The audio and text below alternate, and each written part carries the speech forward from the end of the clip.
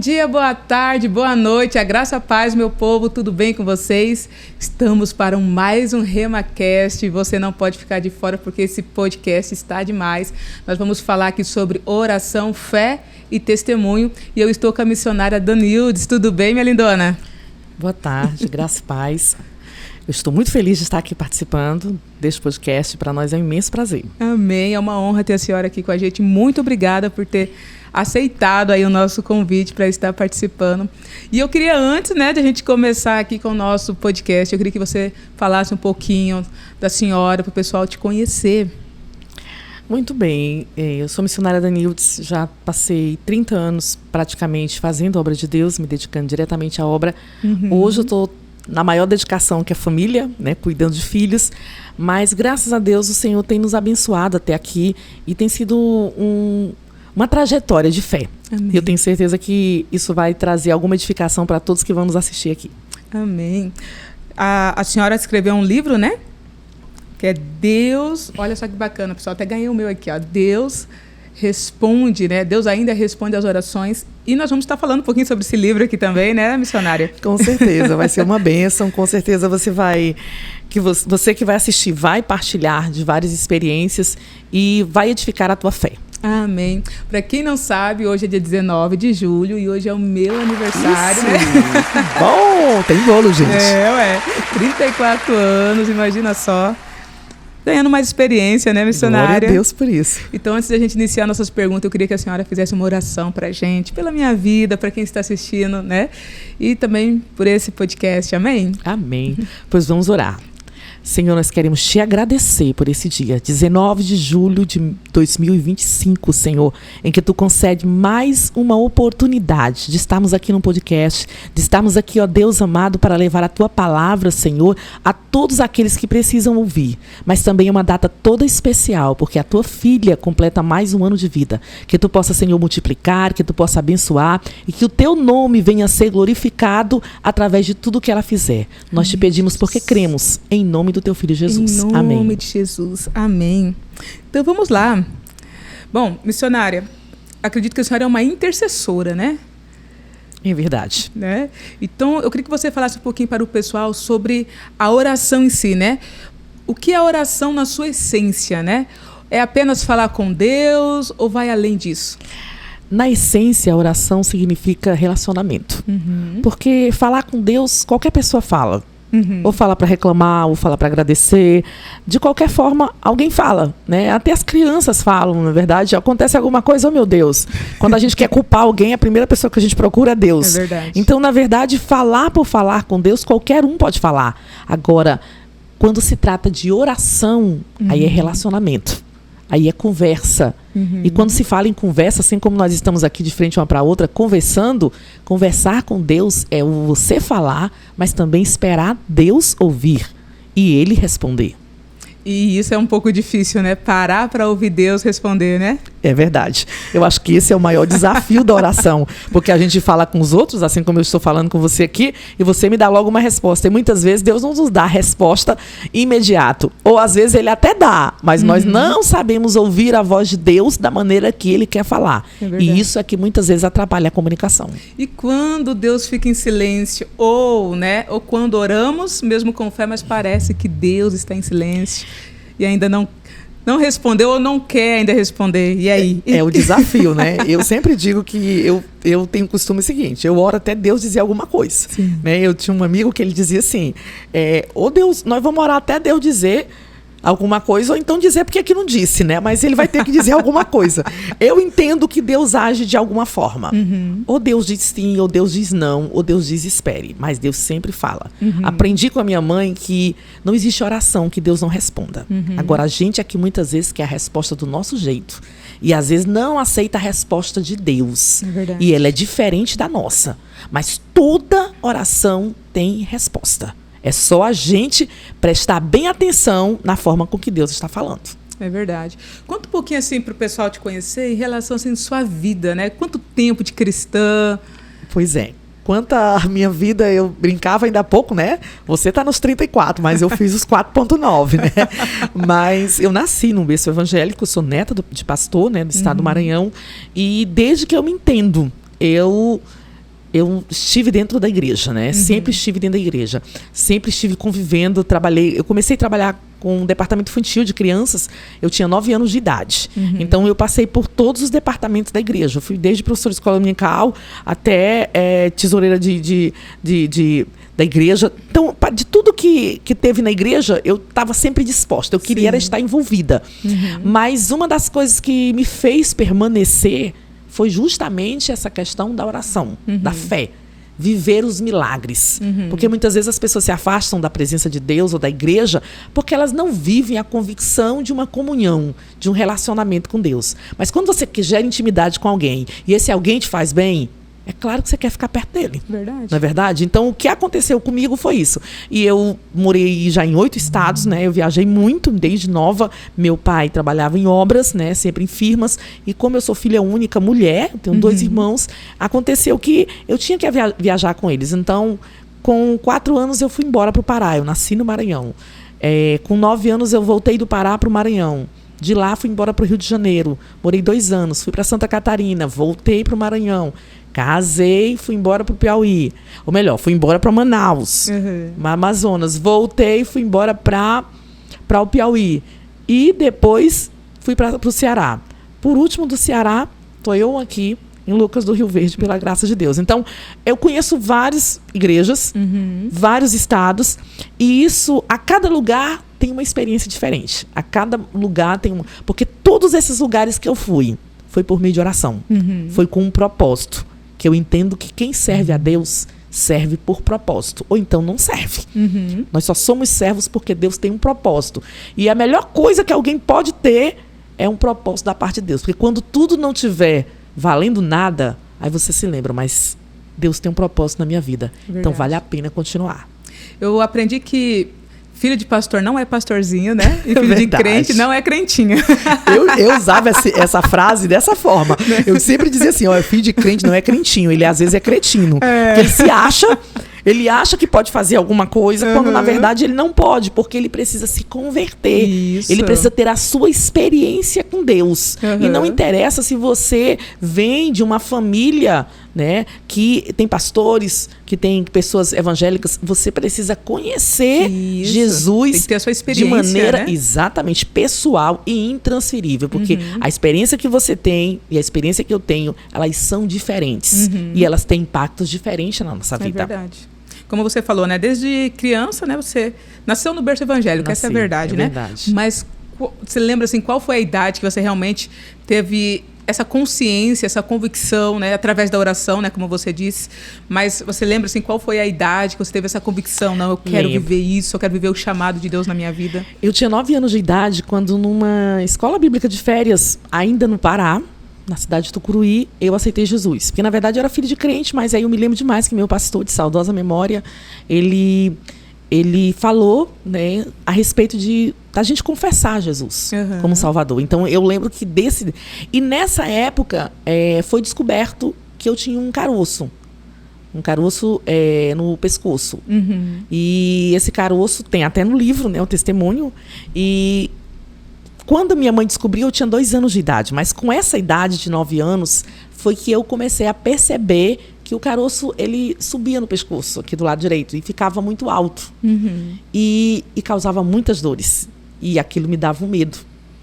E quando eu fiz 11 para 12 anos, 10 anos eu disse para minha mãe que eu queria cirurgiar o caroço. E ela disse assim, não pode, minha filha, eu só tenho você. E quando eu fui para passar pelos médicos, os médicos disseram que era uma cirurgia muito delicada, dependia de muita coisa, eu ainda era uma criança, e a minha mãe adiou. E passou-se 2 anos, com 12 anos eu insisti. Eu não tinha a fé que a minha mãe tinha. E ela disse assim, mas eu orei 10 anos já, não é possível. Você não acredita, mas eu acredito. Eu digo, pois eu quero cirurgiar, porque vai virar um câncer, que era isso que os meus colegas da escola diziam, quando o caroço subia. Resumindo a história, porque está no livro, né? O que aconteceu foi que eu fui para o centro cirúrgico, fiz todos os exames, foi tirado os raios-x, tudo. E quando eu entrei no centro cirúrgico, que abriram, o caroço não estava, só estava o lugar. Olha aí.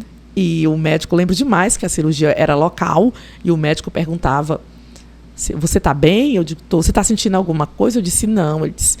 Eu disse, o que é que está acontecendo? Ele disse, é que a gente não acha o caroço. no raio-x, está aqui. E ele mandaram buscar os médicos que haviam feito todos os exames para comprovar que realmente era ali. Eles fizeram tudo. E quando eles constataram que não tinha, eles disseram: o que é que nós vamos dizer para sua mãe lá fora? Eu disse: não, pode fechar. Pode fechar aí que eu já sei o que aconteceu.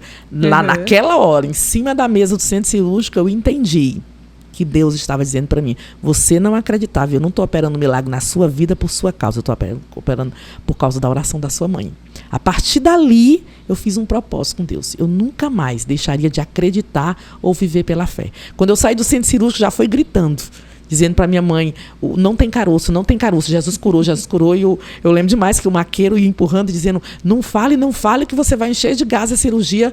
E eu, daquele dia em diante, eu entendi que oração não tem prazo de validade.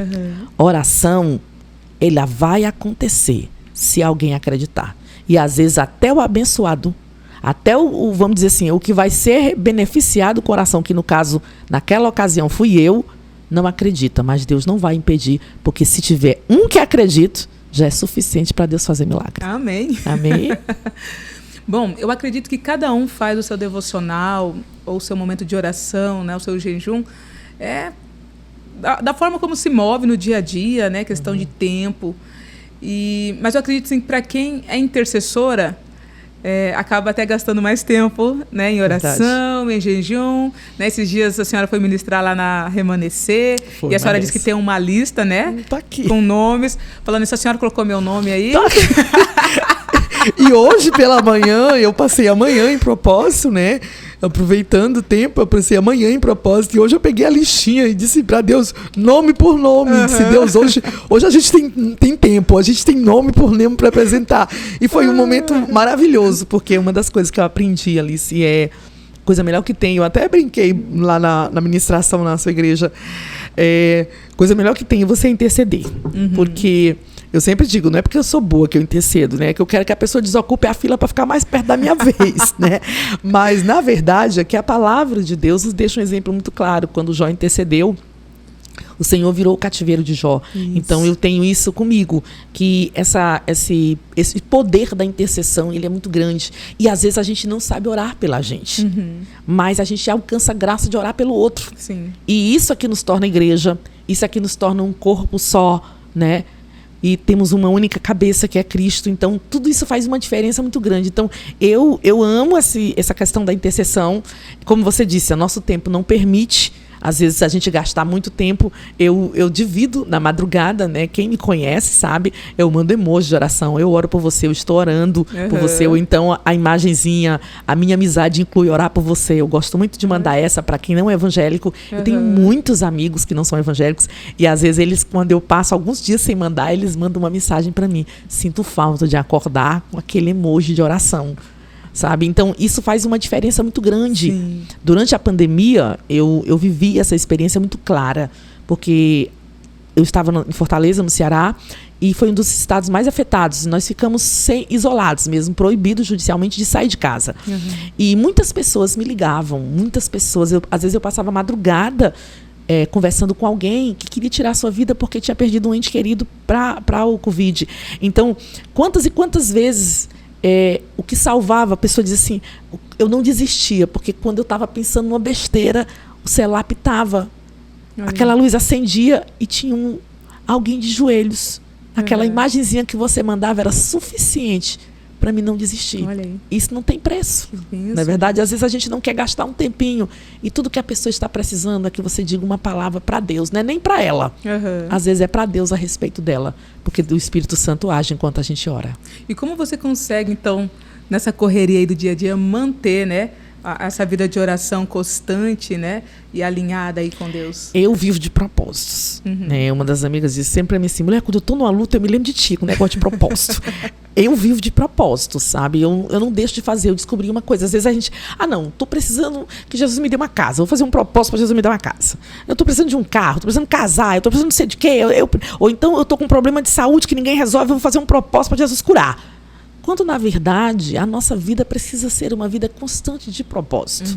Então, existem propósitos. Eu quero até abrir aqui um parênteses em relação a isso, questão de propósito. A gente que tem filhos, né, e quer deixar a dica para quem tem filhos. Tá? eu dizia para Deus, Senhor, como é que eu vou cuidar dos meus filhos? Como é que eu vou, vamos dizer assim, monitorar meus filhos? Eu não posso monitorar meus filhos. Eu trabalhava, quando eu morava no Ceará, em Fortaleza, eu trabalhei mais de ano, antes da pandemia e depois da pandemia, a 600 quilômetros de casa. Eu passava 15 dias em casa e 15 dias no meu trabalho. Eu era coordenadora de polos de faculdade, e então eu passava muito tempo viajando. E Deus me deu uma estratégia. Deus me levou lá para Êxodo, capítulo número 2, quando Joquebede betumou o cestinho e colocou Moisés dentro. E o Senhor disse para mim, você vai betumar o cestinho dos seus filhos. Eu disse, Espírito Santo, me explica como é que faz isso. O Senhor disse, ela betumou com o que ela tinha, mas você vai betumar com palavra e oração. E eu adotei isso para a minha vida. Até eles fazerem 18 anos, todos os meses eu tiro 7 dias, normalmente os 7 primeiros dias do mês, e eu faço orações específicas pelos meus filhos. Que bênção. E o mais velho já vai fazer 18 anos. Quando eu comecei, ele tinha 7 anos, 6 anos.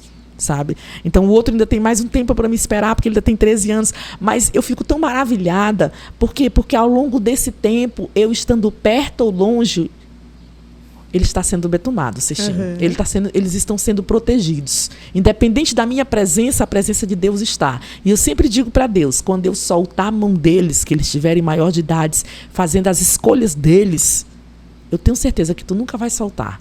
Porque o cestinho foi betumado, e eles aprenderam, e eu fiz a minha parte. Então, esse propósito precisa estar em nós. E eu lembro que quando Deus disse isso para mim, Deus disse assim, você compra uma geladeira e passa 1 ano pagando. Você compra um carro e passa 4 anos pagando. Você compra uma casa e passa 20 anos pagando. Eu estou falando em investir em vidas, que é para a eternidade. Isso aí. E se a gente não investir nos filhos, como é que a gente vai investir nos de fora? Como é que a gente vai investir em igreja, investir nas outras pessoas, se não conseguimos investir nos que estão dentro de casa? Então, eu estou dando um exemplo. Esse é um propósito que eu tenho mensal. Mas eu tenho os meus propósitos diários. Quando eu termino um propósito por uma coisa, já tenho engatilhado. Eu, às vezes, brinco, a pessoa diz, eu não consigo passar 20 minutos orando. Eu digo, pois se você quiser a minha listinha, eu tenho certeza que você passa mais do que isso. Porque eu tenho uma lista, entendeu? De gente que eu preciso orar e de situações que eu preciso orar. Sim. E eu aprendi o seguinte, o que a gente não resolve falando, a gente resolve orando. E tem um autor que diz o seguinte, e eu gosto muito dessa frase, eu não estou lembrado quem é o autor, mas ele diz assim, oração sem ação não vale. Oração sem ação não tem nenhum sentido. E ação sem oração é pura arrogância. Porque quando nós agimos sem orar, nós nos tornamos arrogantes, nós nos tornamos prepotentes. Mas depois que a gente ora, às vezes a gente age e não ora, e nos tornamos arrogantes. Às vezes a gente ora e não age, e nos tornamos hipócritas. Porque ação sem oração é arrogância, mas oração sem ação é hipocrisia. E eu guardo muito isso comigo. Forte isso, hein? Você falando sobre eternidade, eu lembrei de um... É um testemunho, na verdade é um texto, né, que o Paul Washer, ele fala, e eu gravei isso no meu coração até hoje. Ele fala assim que um atleta, ele se prepara meses ou anos, né, dependendo da Olimpíada, e são horas e horas de treinamento. E tudo para um objetivo, missionário, que é ganhar uma medalha de ouro. Exatamente. Né? Ele não quer ganhar em segundo ou terceiro lugar. Ele quer ganhar a medalha de ouro. Então, ele se prepara muito, né, ali para competir. E ele fala bem assim, ó, por que nós também não se preparamos para correr a corrida que vai durar para a eternidade? É verdade. Aquilo ali eu gravei no meu coração até hoje. Eu que ouvi essa frase, ele ministrando sobre isso mais de 5, 6 anos, mas até hoje eu gravei. Por quê? Porque é verdade. Há uma eternidade esperando pela gente, né? Tudo isso que a gente está vivendo hoje aqui na Terra é passageiro. É né? verdade. A qualquer momento, Jesus vai encontrar com a sua noiva e nós precisamos estar preparados para viver com ele na eternidade. Né? E você falando nisso, em relação a atletas, quantos e quantos deles é para um único momento? É para uma única vez. Não vai acontecer. Às vezes, por exemplo, dependendo do esporte, eles não têm uma oportunidade porque a idade não permite. Né? Porque o peso não permite, por causa de um tanto de coisas que não permitem. E nós estamos falando de eternidade. E é uma das coisas que mais eu penso. Eu sempre brinco que eu penso no céu toda hora. Sabe? Eu penso que a qualquer momento é o céu. E para a eternidade é só um fôlego, é só um respirar, é só parar de respirar aqui e já está lá. E às vezes a gente investe em coisas que vão ficar. Quando a eternidade já está dizendo, não vai acabar. Nós precisamos aprender a deixar um legado, né, para essa geração. Exatamente. Eu sempre brinco que meu maior desafio, a minha maior meta é deixar marcas. E marcas de amor. Amém. Marcas para que quando alguém se lembrar de mim, ele dizer assim, ela passou na minha vida e deixou alguma coisa de bom. Eu sempre digo, não me deixa deixar alguma coisa de ruim para alguém, mas me deixa deixar alguma coisa boa. Principalmente, a gente só deixa coisas boas se for através do amor de Deus, porque bons mesmo nós não somos. Nós somos muito egoístas. É verdade. Nós queremos o bem para nós, primeiro, depois a gente pensa nos outros. Mas a verdade é que quando o amor de Deus transcende tudo em nós, a gente começa a pensar, eu preciso deixar marcas boas. Amém. Você estava falando sobre frustração, né? Exatamente. Teve algum momento assim da sua vida pessoal ou no seu ministério que você foi frustrada em relação assim de orar a Deus e Deus não te responder? Eu acho que todo mundo passa por um momento assim, né, Alice? Eu acho que todos nós tem um momento que a gente quer que Deus faça algo e Deus não faz. Né? Eu tenho algumas coisas que são muito fortes na minha vida. Né? Eu orei para Deus fazer algo na minha vida pessoal, não aconteceu. Né? Eu demorei muito a aceitar isso da parte de Deus e até pensei que por conta disso eu não poderia continuar fazendo a obra de Deus por causa justamente desses, vamos dizer assim, desses estigmas que nós temos dentro da nossa sociedade e dentro do nosso campo eclesiástico. Sim. Mas eu aprendi que o propósito de Deus, os processos, né? E tem uma frase que o pessoal diz que é a minha cara, que eu sempre digo que só vive o propósito quem suporta o processo. É verdade. E eu aprendi nesse processo, né, que o propósito de Deus é muito maior. O propósito de Deus na minha e na sua vida está acima do nosso casamento, está acima da nossa criação de filhos, está acima de qualquer outra coisa. Eu não estou dizendo aqui que a família não é importante e que ela não vem em primeiro lugar.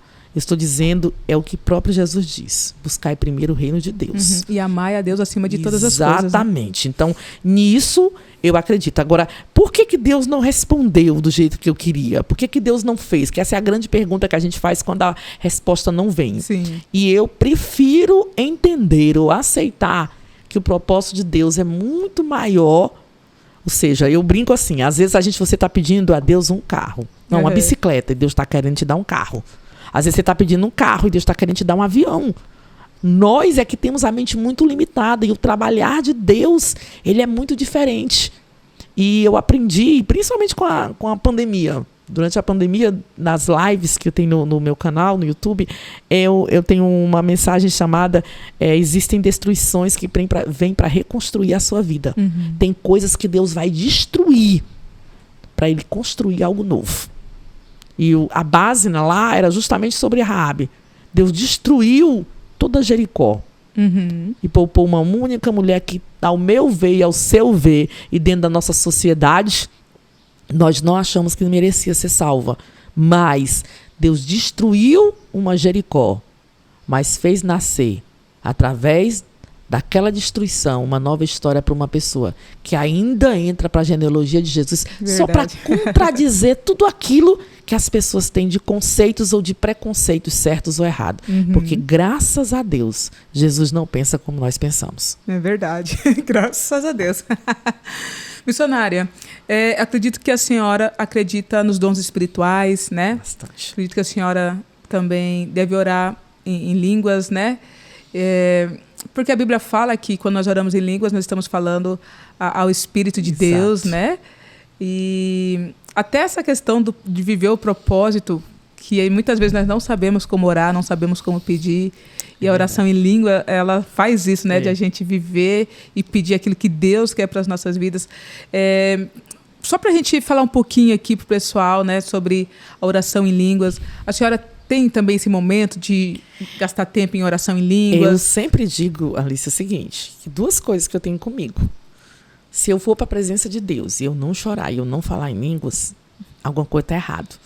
Eu já, por muito tempo, eu tive muitos cargos na igreja, né, em diferentes lugares que eu morei. E muitas vezes, eu me lembro demais de uma época, de uma ocasião específica, eu era coordenadora de jovens, né, no Maranhão. E um dia o pregador estava pregando, e eu lembro demais que ele estava pregando debaixo de um céu aberto. Né? A mensagem era Jesus indo para encontrar João Batista na beira do Jordão, quando o céu se abriu, né? E debaixo de um céu aberto você ouve a voz de Deus, o Espírito Santo de Deus se manifesta. Ele foi dando aquela... E aí ele pregou a pregação inteira. E ele disse, se você não sente que está debaixo do céu aberto, que eu não chorei. E normalmente eu choro, quando eu estou na igreja eu choro, eu sempre ando com um lencinho, porque eu choro muito, né? E aí eu não chorei, tal. Ele disse, se você não sentiu a presença de Deus ainda, se para você o céu ainda não baixou, ou não abriu, para você estar debaixo do céu aberto, eu te convido para ir na frente. E eu me levantei de onde eu estava e já ia lá para frente. Alguém segurou meu braço e disse assim, você é coordenadora, você é líder, o que as pessoas vão pensar? Que você está com alguma falha? Eu digo, não me interessa o que elas vão pensar. Eu preciso estar debaixo de um céu aberto. Eu preciso sentir. Então, quantas e quantas vezes, mesmo como pregadora, como missionária, eu estou ouvindo alguém pregar e alguém quer fazer um concerto com Deus, no dia que eu não choro na igreja, no dia que eu vou na igreja, não falo em mistério, que chama para um concerto, eu estou lá na frente, não interessa. Por quê? Porque eu entendo que o mais importante não é o status, não é o nome que as pessoas me deram, é o nível de comunhão que eu tenho com Deus. E se Ele está me dando uma oportunidade de aproximação, eu não posso perder essa oportunidade. Sim. Mas eu sei que tem muita gente preso a estigmas, a nomes, a títulos, e muitas vezes perde essa essência.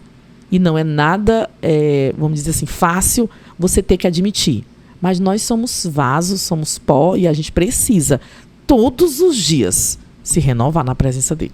É verdade. Tem algum versículo chave assim que você carrega assim, guardado aí no seu coração, que fala, não, esse versículo é a chave da minha vida, ou algum momento que marcou e gravou um versículo assim?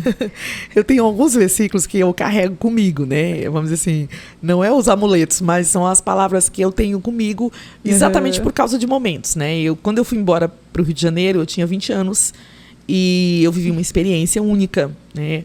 Um amigo me visitou no apartamento, era um jovem da igreja, e ele me visitou e ele deu detalhes da minha casa no Maranhão sem nunca ter ido no Maranhão. E eu ainda não tinha a experiência que eu tenho hoje. Então eu achei aquilo deslumbrante, de Deus mostrar para a pessoa como é a casa de você a mais de 3.000 quilômetros de distância. E ele disse como me via e tal. E eu sei que quando ele terminou, ele disse assim, o Senhor diz, a palavra de Deus diz em Provérbios 18:10, torre forte é o nome do Senhor, para ela corre o justo e está seguro. E ele disse, você vai almoçar, jantar, dormir e acordar com esta palavra. E eu adotei esse versículo de Provérbios 18:10, torre forte é o nome do Senhor, para ela corre o justo e está seguro. Quantas e quantas vezes a única coisa que eu tinha era essa certeza. Ele é a torre forte e é no nome dele que eu vou permanecer de pé. E foi o que não me fez tombar durante todo esse tempo, até aqui, pela misericórdia de Deus. Agora, claro, tem vários outros versículos. Eu adoto, né? Eu particularmente, todo ano eu tenho um versículo. Um versículo que eu passo o ano, sabe? E esse ano eu estou com um versículo... aliás, desde o ano passado que eu estou com esse versículo na minha mente. Deus colocou, o ano passado foi mais acirrado, esse ano eu estou mais, vamos dizer assim, mais convicta. E eu entendi que Deus repetiu o versículo para ter mais experiência. É Jó 13, que diz, ainda que ele me mate, nele eu esperarei. Às vezes eu me pego pensando nisso. Senhor, será que eu vou morrer? Eu digo, mas se eu morrer, eu quero morrer esperando nele, esperando que ele cumpra o que prometeu. Eu até brinco com alguns amigos, alguém diz assim, tu não pensa em desistir? Eu digo, se eu desistir, eu não sei como é o final da história, e eu preciso ver como é que a história termina. E é a minha história, né? É a minha história de vida. A gente tem também todo ano um versículo-chave, né? O ano passado foi Jeremias 29:11. Eu sei os planos que eu tenho a vosso respeito. Eu amo demais esse versículo. Amo demais. São planos de paz e não de causar dano. Planos de dar um futuro. Esse versículo é lindo demais. Assim. E esse ano nós estamos em Isaías 52. Alarga a tua tenda, estendo todo da tua habitação e não impeça. Eita, maravilhoso. Né? É bom você carregar esses versículos-chave, né? Principalmente para alguns momentos, às vezes, que você está passando e Deus vem com a sua palavra e você se renova novamente. O saudoso pastor Estevão Júlio de Souza, que foi pastor da Convenção do Estado do Maranhão, da Assembleia de Deus, ele dizia que todo crente tem que andar com um pedacinho de pão no bolso. Um versículo, para quando você precisar, você usar para você ou então dar para alguém, né? E às vezes eu sempre pergunto para os meus filhos, eu digo, vocês estão com um pedacinho de pão no bolso? Às vezes alguém me chama para pregar em cima da hora e eu bato no meu filho, assim, na perna deles, ora aí, filho. Ele diz, a senhora não tem um pedaço de pão não, a senhora está com a padaria aí, a senhora não abre essa Bíblia e usa a padaria que a senhora tem. Aleluia. Então assim, nós precisamos ter esse pedacinho. Sim, vai ter momentos que você não vai conseguir abrir a Bíblia, vai existir situações que você nem vai ter condições de ler nada, que a luta é tão grande que foge, assim, a nossa capacidade de entendimento, mas se a palavra estiver dentro de você, se você tiver um versículo adotado para você ficar ali mastigando, lutando para crer, porque às vezes a gente diz sem acreditar. Eu até disse para Deus, por que o mesmo versículo? O Senhor disse, é porque o ano passado você falava, esse ano você está vivendo. Isso. Porque muitas vezes nós começamos, às vezes eu vou ministrar e eu digo muito para as pessoas, repitam isso. E aí eu digo, eu sei que você não está vivendo isso, mas de tanto você vai repetir, você vai profetizar na sua vida até a ponto de você praticar. Isso. Porque nós vivemos pelo poder da palavra. Tudo que existe é o poder da palavra. E a fé é pelo poder da palavra. A gente acredita na palavra de Deus, a nossa fé se movimenta e o milagre acontece. Isso. É igual o salmista, né, Davi? A tua palavra escondi guardada no meu coração. Exatamente. É isso que nós precisamos fazer, guardar no nosso coração. Falando em guardar, né, no coração, eu lembrei agora que você falou um pouquinho antes da sua mãe, né? Gente, que mulher maravilhosa. Eu falo assim, se eu envelhecer com a mentalidade ali de guardar versículos, liberar a palavra, que a gente teve um momento de conversar, né, um pouquinho ali, tomar um café com ela. Meu Deus, que mulher maravilhosa. A minha mãe é uma guerreira, é o meu maior exemplo de fé. E eu digo para você, eu sempre digo, minha mãe costuma dizer que crente não fala, profetiza. E eu costumo dizer o seguinte, se minha mãe disser alguma coisa, não é porque é a minha mãe, eu posso dizer isso com responsabilidade, com experiência. Se ela disser algo, pode guardar. Porque ela não só diz, ela vive o que diz. E quanto à leitura de Bíblia, foi ela que me inspirou a me apaixonar pela Bíblia. Eu acho que ela já leu a Bíblia para mais de 100 vezes toda, entendeu? Tem ano que ela lê 3 vezes no ano, dentro do ano, a Bíblia toda. E ela sabe muito versículo, já tem 72 anos, mas tem uma experiência de vida. 72? 72 anos, mas tem uma experiência de vida só. Você sabe, tá aqui no livro o testemunho. Ela orou pelo meu pai 37 anos para Jesus salvar o meu pai. Né? Meu pai, filho de pastor, mas afastado do evangelho, e no entanto ela orou, não desvaneceu durante 37 anos, e hoje ela canta a vitória, hoje ele lê a Bíblia mais que ela, e às vezes eu fico rindo, ela está viajando, e eu hoje mesmo de manhã fazendo culto doméstico com ele, e vendo ele cantar e orar, e sentir a presença de Deus, sentadinho ali no sofá, ele tem 71 anos, e eu dizendo para Deus, meu Deus, eu te agradeço, porque se eu estou vendo isso, não foi só porque eu perseverei, foi porque a minha mãe perseverou, e quando a gente persevera, a gente vê. Vê vitória, conta milagre e vive milagre. O nome dela é Alaides, né? Alaides. Alaides. Manda um abraço aí pra dona Alaides. Mãezinha, deixa eu te mandar um abraço. Olha só, estamos aqui, graças a Deus, nesse podcast, e eu não poderia falar de fé e nem de oração se não citar o seu nome. E Deus sabe o quanto te amo, o quanto estamos com saudade. Volte logo, viu? E eu tenho certeza que vai voltar contando milagre. Tem uns milagres quentinhos que eu ainda não vou falar aqui, mas que ela vai voltar contando, porque ela já me disse trazer ela aqui no RemaCast. Vai ser de Deus, com certeza. Você vai ver milagre e ouvir milagre, viu? Missionária, situações inusitadas podem ser momentos para Deus se manifestar? Sem dúvida nenhuma. Eu entendo que Deus cria situações justamente para isso. Porque o palco para gerar milagre é justamente o palco do caos. Das coisas fora do lugar, das coisas quando perdem o controle. Porque se as coisas estiverem dentro do nosso controle, dentro da normalidade, não tem como gerar milagre. E o que Deus quer fazer conosco e através de nós é propagadores de milagres. Eu costumo dizer que quem anda com Jesus ou vê, ou vive, ou se transforma em milagre. Tem gente que passa a vida inteira só vendo, ou ouvindo. Tem gente que passa a vida não só vendo e ouvindo, ele passa a conviver com os milagres.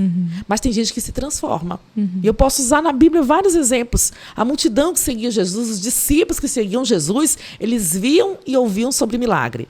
Pedro teve o privilégio da sogra ser curada na casa dele mesmo. Então, ele não só viu, ele conviveu com os milagres. Mas o próprio Lázaro se transformou em milagre. Então, quem vive, eu digo sempre, se você não vive milagre, se você não ouve sobre milagre, ou se você não se transformou em milagre ainda, você não está vivendo com Jesus. Quem vive com Jesus vai viver, vai ouvir e pode se transformar no milagre. E aí, você é a pessoa número 1, número 2 ou número 3? Eu acho que eu já vivi nas 3 fases, né? Eu tanto já vivi, eu tanto já ouvi, como hoje eu sou milagre, né? Eu tenho 2 filhos, quando a medicina não dizia que eu não podia ter filhos. Nós falando de oração e eu me lembrando de situações, né? De que Deus responde muitas vezes e faz milagres na nossa vida que a gente fica assim, sobressaltado. Por quê? Porque Deus quer se manifestar. Às vezes aquela situação que você está passando é um cenário que Deus criou, permitiu para gerar milagre. Verdade. Sabe? E às vezes a pessoa diz assim, mas quando Deus não responde na mesma hora, tem oração que Deus vai responder no mesmo instante pela necessidade, por saber que não pode demorar. Mas tem oração que Deus vai exercitar a tua fé. Sim. Vai querer que você repita. Vai querer que você diga, vai querer que você espere, vai querer que você confie. E, principalmente, a bênção não pode ser maior do que o abençoador. E nós temos muito disso. Tem muita gente que recebe uma bênção e pronto, ele vive só para aquela bênção. Ele recebe um casamento e vive só para o casamento. Ele recebe um filho e vive só para o filho. Ele recebe um trabalho e vive só para o trabalho. Ele recebe, muitas vezes, uma empresa e vive só para a empresa. Então, muitas vezes, Deus demora a nos dar algo para nós não vivermos valorizando aquilo e continuar valorizando Ele. Porque quando a gente estava pedindo, a gente tinha tempo. Eu tinha uma irmã que ela sempre dizia, né, em Cristo, que ela dizia assim, quando a gente está pedindo, é um leão. Quando a gente recebe a bênção, é um gatinho. Parece que o bicho diminuiu de tamanho. Mas quando você estava pedindo, quando você não tinha, parecia algo tão difícil. Depois você conquistou e já nem parece ser tão grande. Então nós precisamos olhar, Deus deu, amém. Deus nos deu, amém, do mesmo jeito. E sobre isso que a senhora falou, a gente precisa ter cuidado, porque tudo aquilo que tira Jesus do centro se torna idolatria. Então, muitas vezes, a família, o trabalho, a empresa, quando arranca Jesus do lugar principal, que é na nossa centralidade, essa é a verdade das nossas vidas, se torna idolatria. Eu sempre digo o seguinte, se você não subiu o Moriá, se você não levou o Isaac, sacrificar, você ainda não conhece. Eita. Você ainda não é digno. Você tem que subir o Moriá. Tem que subir o Moriá e tem que deixar teu Isaac lá. Se você não fizer isso, você não é digno. Porque Jesus diz o quê? Quem não for capaz de deixar, quem não perder a sua vida por amor a Ele, não é digno dele. E a gente tem que se lembrar o seguinte, mas eu vou subir com o meu Isaac, eu vou sacrificar o meu Isaac, sim. Enquanto você sobe de um lado, disposto a sacrificar, não se preocupe que o cordeiro vai subir do outro lado e vai se encontrar lá em cima. Amém. A questão é a gente estar disposto a mostrar para Jesus que Ele é mais importante do que qualquer coisa que a gente tenha. E eu sempre digo para Deus, eu não quero nada, meus filhos são a coisa mais importante que eu tenho, mas eles não são tão importantes quanto o que Deus tem na minha vida. Qualquer coisa, porque eu sei que no dia que alguma coisa se tornar muito importante, pode ser exatamente isso que Deus vai querer requerer de mim.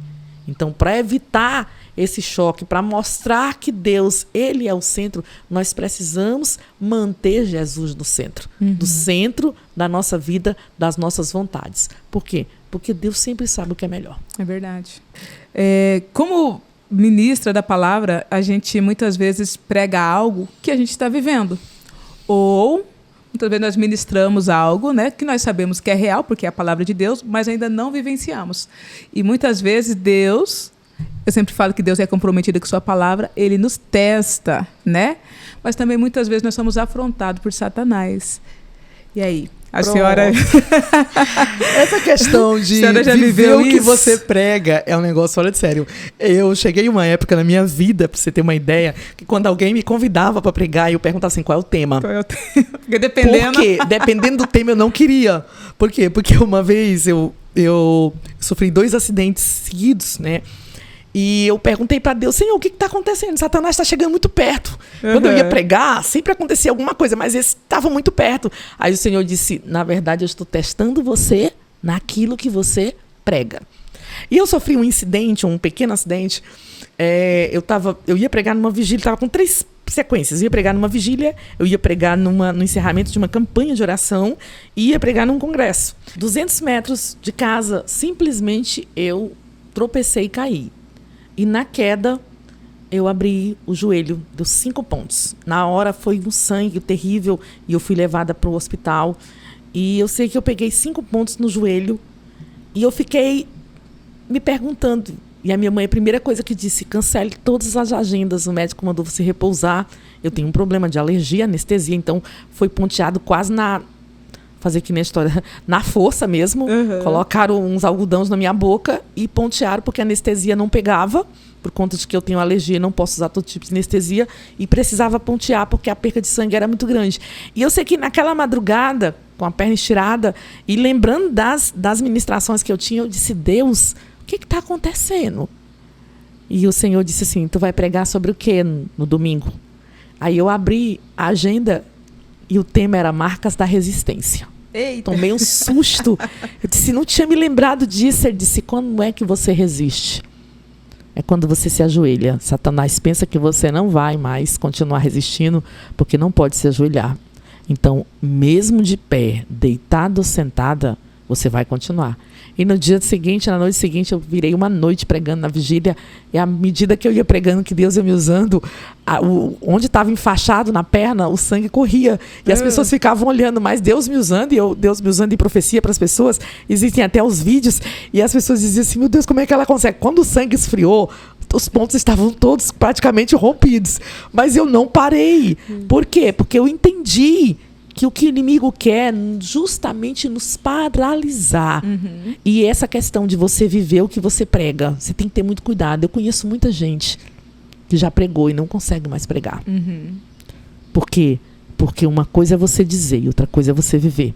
Conheço muita gente que já cantou e não pode mais cantar. Porque ele não se preparou. Às vezes as pessoas não têm noção de que você precisa viver o que louva, viver o que canta, viver o que fala. Porque o inimigo e o reino espiritual vai cobrar de você, em algum momento, aquilo que você disse. Seja cantado, seja falado. E muita gente não está pronto. As pessoas muitas vezes vêm lá do mundo e ele cantava a noite todinha e ele acha que pode chegar aqui porque se converteu e tem um chamado e pode começar a cantar. Isso aqui é para outro podcast, mas só para abrir um parêntese. Vou marcar outro. Sabe? Só para abrir um parêntese. Essa questão do chamado. Você precisa estar pronto para viver o chamado. Paulo passou 3 anos e Paulo era doutor. Ainda passou 3 anos. A Bíblia diz que no deserto de Arábia, tendo revelações da parte de Deus para exercer o chamado. Os apóstolos passaram 3 anos com Jesus, até Jesus ascender aos céus e deixar o Espírito Santo para assumir ministério. Então, não se assume chamado simplesmente saindo de um lugar e chegando em outro. Existe um deserto, existe um Moriá, existe um Lodebar. Eu sempre brinco que se você não passou pelo Moriá, se você não passou pela terra de Tobi ou pela terra de Lodebar, você ainda não está pronto. Por quê? A terra de Lodebar é a terra do esquecimento. A terra de Tobi, onde Jefté foi lançado, é a terra do desprezo. Todos nós que somos chamados, precisamos enfrentar o Moriá. Precisamos passar em Lodebar, precisamos passar em Tobi, para que nós possamos estar aptos, para quando a gente falar, a palavra de Deus prevalecer. Autoridade, né? Exatamente. Tanto sobre a nossa vida, também sobre a vida daqueles que ouvem. Aí sim vai haver diferença e aí sim nós vamos permanecer de pé, independente do que aconteça. Eu sempre falo que a autoridade e a propriedade para falar andam juntas, né? É verdade. Bom, mais uma vez aqui falando do livro da missionária Danildes, né? Deus ainda responde orações. É um livro de testemunho, né? E também de muita inspiração para quem aí uma vez parou, né, de orar, parou de viver o chamado, ou não acredita que Deus faz milagres, que Deus não responde mais as orações. Deus, sim, continua respondendo as suas orações, sim. E, né, se você deseja adquirir o livro da missionária Danildes, né, entre em contato, né? Qual que é o contato da senhora? Pois é, nós podemos, se quiser entrar diretamente pelo meu zap, né? Pode entrar, o código é 85, tá, gente? é 99855-4629. Também você pode entrar em contato pelo Instagram, Denilde Silva Carneiro no Instagram. O livro também, todos esses testemunhos que tem no livro, tem no YouTube, tá? Que legal. O canal é Crescendo em Graça e Conhecimento, hashtag Danildes. E você vai ouvir, porque aqui são 32 testemunhos. Lá tem muito mais. A segunda edição desse livro é justamente os demais testemunhos que já são postados no canal. E eu tenho certeza, é um exercício de fé. Lá no canal tem contado, aqui tem escrito. E com certeza, aqui eu acho, o pessoal diz assim, a gente vê o vídeo, mas quando a gente lê o livro, a gente sente uma emoção maior. Parece que o livro tem uma emoção maior. Na verdade, assim, eu entendo que cada uma dessas experiências, elas servem de alguma forma, em algum momento, para a vida de alguém. Sim. E nós vivemos de experiências, de momentos que vão nos edificando e nos tornando mais sólidos na nossa fé. Então, eu convido você, passa no canal, ouve os testemunhos, assiste, adquire o livro, tenho certeza que Deus vai edificar a tua vida através disso. Amém. Tem um testemunho que você conta do seu pai, né? Você até contou ali na igreja. E aqui no livro também, né, tem um testemunho. Para você saber, vai ter que ler o livro ou ir lá no canal. Mas assim, a nossa igreja, né, o nosso slogan é um lugar de recomeço. E é muito bacana, porque eu lendo a história do seu pai, eu já tinha ouvido aquele dia, mas lendo novamente a história, eu falei assim, como que o pai da missionária teve realmente um recomeço, um novo recomeço, né? Recomeço, é verdade. Sobre a vida dele, né? E viu Deus agindo sobre a vida dele, sobre sua casa, sobre a sua família. Ele para nós, assim, através da vida do meu pai, para nós foi uma forma não só dele recomeçar. Todos nós recomeçamos, na verdade. Houve salvação em toda a minha família por conta do que Deus fez de milagre na vida dele. E muitas vezes o que Deus está permitindo na nossa vida, nas nossas experiências, é justamente querer esse recomeço. E esse recomeço só acontece quando nós nos posicionamos. Se a gente não se posicionar, nunca vai haver recomeço. Às vezes a gente diz, mas eu oro, espero que Deus faça alguma coisa. Muitas vezes a nossa oração, que é aquilo que eu falei, precisa ser com ação. Tem que ter atitude. Eu preciso tomar algumas atitudes. E essas atitudes vão justamente no exercício da nossa fé. Hoje eu acredito, amanhã eu continuo acreditando. Ainda não aconteceu, mas eu também não desisto de acreditar. E eu gostaria só de finalizar, né, antes de falar um pouquinho mais. As pessoas brincam muito comigo, porque aqui tem um milagre chamado, não sei se você leu, do abacaxi. Li. Né? O milagre do abacaxi. Eu gosto de falar nele porque eu sempre digo que existem orações que elas são pedagógicas. Deus quer nos ensinar como é que a gente deve orar. E o abacaxi foi, eu pedi ao Senhor o abacaxi, fiz a oração e Deus levou o abacaxi lá na porta da minha casa. E foi no momento que você estava grávida, né? Exato, meu primeiro filho. E às vezes a gente diz assim, mas foi só um abacaxi. Sim, às vezes a gente não tem fé para pedir um abacaxi. E a gente quer a cura de um câncer. Às vezes a gente não tem fé para pedir um abacaxi e a gente quer que alguém seja liberto das drogas. O que eu quero dizer com isso é que a gente precisa começar em algum momento a acreditar. Sim. Nem que seja nas coisas mais simples. Para quê? Para que o milagre possa acontecer. O que Deus está querendo gerar em nós através de cada situação, e eu sempre digo, Deus vai aumentando a dose, sabe? Os níveis vão ficando mais difíceis, é justamente porque lá na frente, hoje você vai enfrentar uma crise, mas amanhã tu vai enfrentar uma tempestade, e depois você vai enfrentar uma catástrofe. Davi começou com o urso, com o leão, para chegar num gigante. O que Deus está fazendo é nos preparando para coisas grandes, para que o nome dele seja glorificado. E eu lembro que, se eu não me engano, foi nesse capítulo mesmo do abacaxi que você fala assim que Deus falou para você, né, que se o abacaxi naquele momento era importante para você, então era importante para ele também. Exatamente. A oração pedagógica é justamente essa. Se você considera algo importante, Deus vai fazer daquilo importante. A importância que a gente dá a algo vai fazer mover a nossa fé, porque existem coisas que não valem a pena. Mas existem coisas, principalmente quando nós nos tratamos de vidas, que vale a pena lutar. Isso. Que vale a pena sofrer, que vale a pena orar um pouquinho mais, chorar um pouquinho mais, clamar um pouco mais. Mas, ou seja, é importante para você, vai ser importante para Deus. Então tem que começar para poder exercer a fé. Amém. Então saiba, para você que está nos assistindo, você é muito importante para mim, para o Ministério Remanescer. E se você não conhece a nossa igreja, eu quero convidar você a estar fazendo uma visita para a gente, uma igreja muito acolhedora, de ambiente de adoração, de intercessão. Se você ainda não nos segue, começa a nos seguir aqui no YouTube, também no Instagram, né, Ministério Remanescer Oficial. Começa a nos seguir, se precisar entrar em contato com a gente também, né? Eu queria muito conhecer você pessoalmente, você aí que está nos assistindo. Vai ser um prazer te receber na nossa casa, na nossa família, na Remanescer. Missionária Danildes, muito obrigado pela sua presença mais uma vez. Obrigado por esse testemunho, por essa palavra. E que nós possamos marcar outro. Com certeza. Porque eu achei ainda que a gente tem muita coisa para a gente conversar, Acho né? que ficou muita coisa, muitas reticências para a gente completar, viu? Eu que agradeço bastante. Vamos marcar mais um para a gente estar aqui tendo um bate-papo. Vai ser uma honra. Trazer sua mãe, né? Ah, com certeza. Aí pode inventar, viu? Mas eu quero agradecer a Deus, agradecer a você, Alice, pastor Alisson, agradecer a vocês pela oportunidade, pela abertura. Para mim é um imenso prazer estar aqui e eu tenho certeza, Deus tem grandes coisas na vida de cada um de vocês, nesta obra que vocês estão fazendo, porque acolher, eu vejo que é um dos maiores desafios que nós temos numa época como essa. Eu costumo dizer o seguinte, o maior ministério de Jesus não foi curar. O maior ministério de Jesus não foi trazer vida ou ressuscitar alguém.